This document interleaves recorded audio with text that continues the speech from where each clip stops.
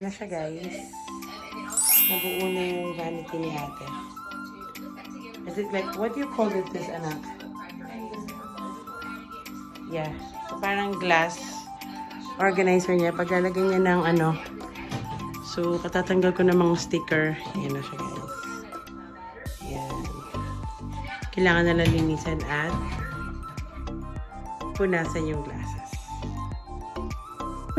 Hi, guys! I'm back. So, today mag-haul tayo ng pinamili namin sa Ikea. What's that? Kasi today lang ako nag-day off. So, biglaan. Hindi pala biglaan. Matagal ko na sinabi sa kanila na gusto ko sa day off ko lalabas kami. Ayan, nakikita natin yung malabas dun sa kusina. So, nagaling nga kami ng Ikea kanina. Medyo namili lang ako. So, today, papakita ko sa inyo yung mga nabili at kung magkano yung mga cost ng mga item dito sa Ikea, Canada. So, start tayo dito. Bumili ako dito para kay Ate Sam ng kanyang, ano to, nak? Dubay? Ako bumili niyan. Oh, sorry. Siya pala bumili. So, siya bumili nito. Then, pero binilan ko siya. Akin na nga to. Binilan ko siya.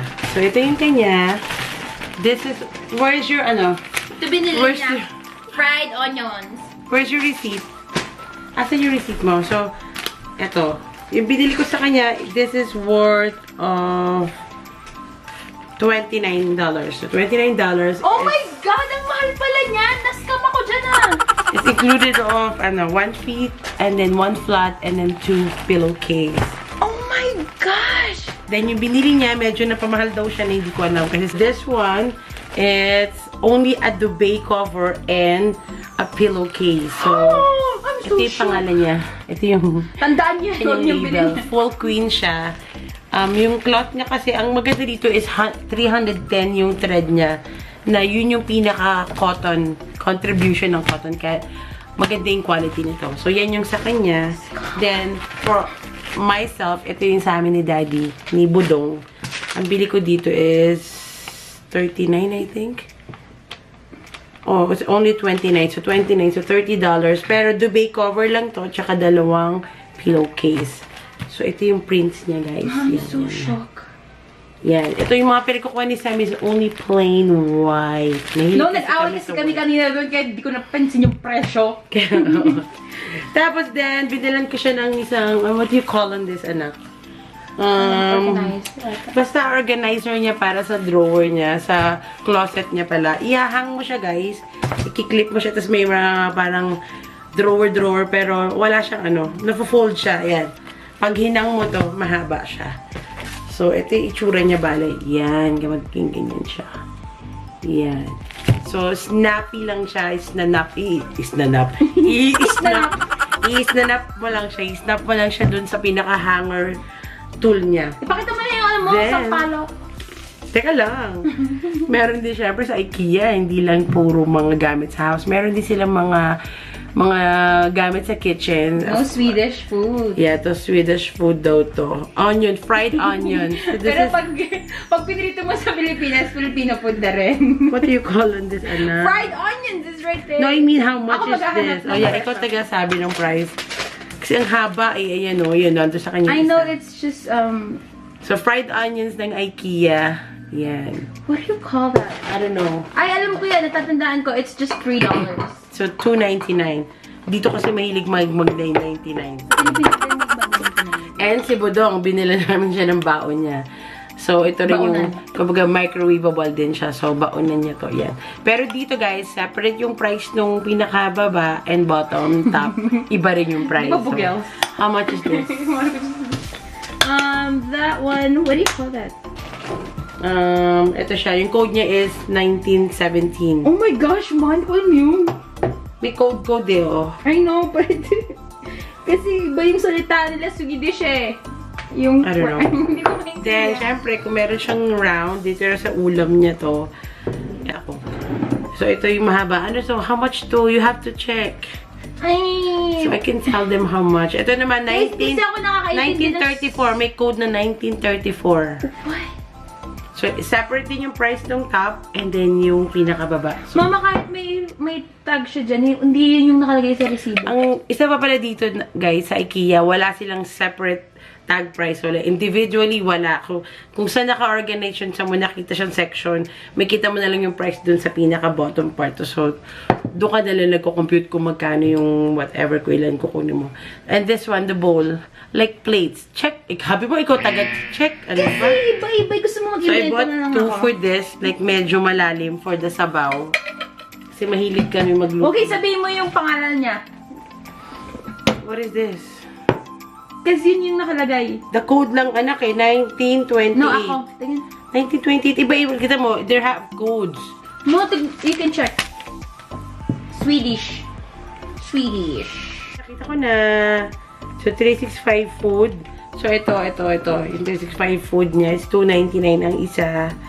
Plus $2 yung cover. Tapos, itong isa, parang, ito, onion in is $2.29. This is $2.29. And this one is, yeah, you see the garlic. Yung lead niya is $1.50. Ito pa rin, tama yun, guys. So, ito yung pinaka, what do you call on this, anak? Bumibili rin kami din sa IKEA kasi ng sandwich bag. Kasi napakaganda ng sandwich bag. Is also have a label din. May label pa bawat each bag na ganyan. So, ganyan siya, guys.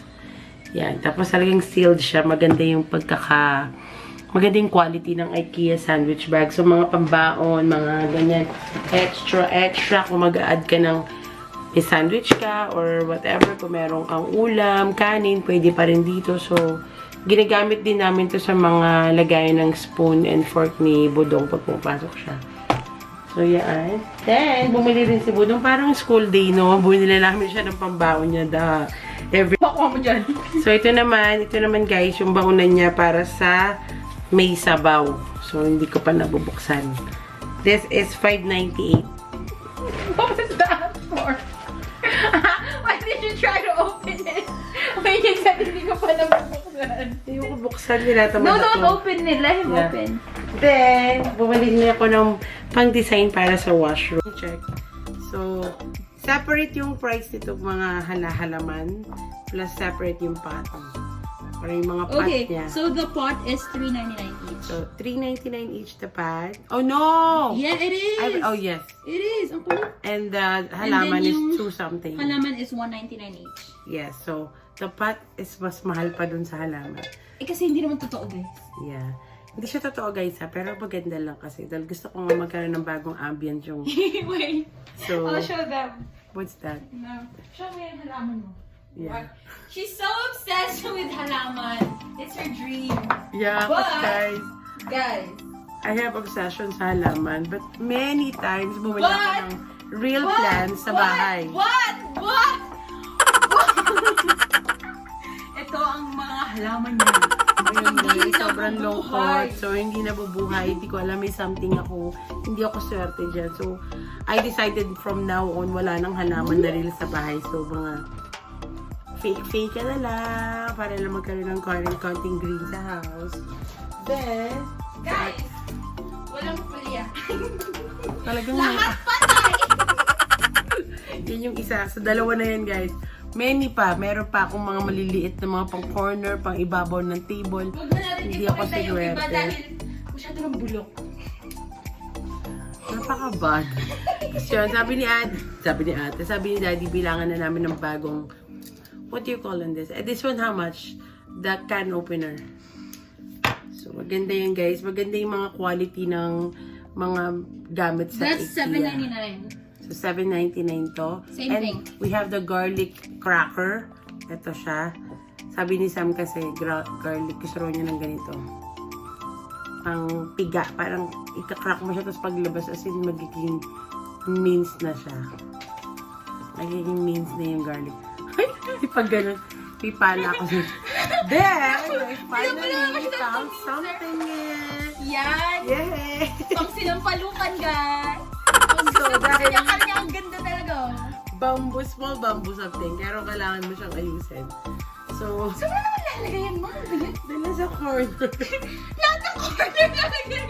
Ano sa corner? Wala ka ng corner na. Kasi Content na ako talaga sa halaman. Nanggigigil na ako. Ayoko na munang bumili ng totoo. Although gusto ko talaga. Sa lahat ng mga paso-paso na binili ko, papalitan ko na ng mga fake. Then akin na yung string na bago, yung white one. And give me the frame mo. And ito pa pala, binili ko rin to. How much yung pillow? This one is $19.99. Memory foam na pillow. So, ganito siya, guys. Memory foam. Kasi si dati bumili kami ng para sa kanya. Hindi nagustuhan ko. Wala sana akong intention magkaroon ng memory pillow. Pero, nung doon ako ginagamit ko, natutulog ako ng maayos. Hindi nawawalan ako ng sakit sa ulo. Tapos, bumili rin ako nito. Parang, accent lang siya. And then, one more thing. Meron pa palang mas bigger. Binili naman ni Sam. So, ito rin. Bumili ako nito. So, frame para sa somewhere. We're thinking kung saan namin siya ilalagay. Pero 3 pieces to, guys. Magkano to? It's $10. Ha? 10. So, from, diba? From $25. Tatlo siya. $25 naging 9 something. $9.99. So, $10 na lang siya. Naka-discount kami dyan ng very light. And, syempre, bumili rin kami ng Ikea pa. Magkano ang Ikea bag? $1.39. $1.39 siya, guys. So, nagagamit namin ito pag mga laundry, ganyan. Mga pakuha namin ng laundry pag nasa basement yung laundry. And what else? Wala na, no? Wala na. Yun na lang, babasagin ng thing. Nasaan siya? OMG. Tsaka guys, ito, bumili si Sam ng kanyang organizer para sa mga cheche borechi niya para sa room. Then, alalagay niya na rin dun yung pinaka, what do you call that, sa kanyang, ayan, to siya. Papayita ko sa inyo, guys. Ayan siya, guys. Pero hindi pa namin nabubuo. So, mahaba yan. Salamin yan. So, bubuin namin siya, kaya hinol ko na to bago kami mag-take ng time para dun sa kanyang i-assemble. And that's all for our hauling of Ikea items. So, everything na-purchase namin sa Ikea is doon sa nabili natin sa amin sa 125 something. 125.98. Doon naman sa napamili ko is 225.71.